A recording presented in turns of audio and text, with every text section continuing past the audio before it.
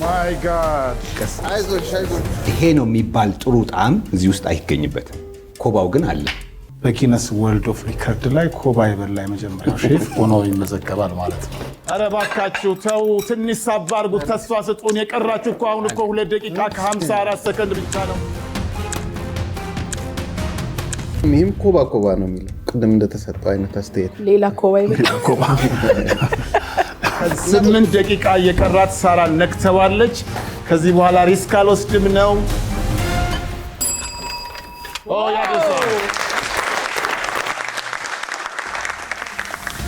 ሙሉ እመቤት እባክሽ ደርድሪው።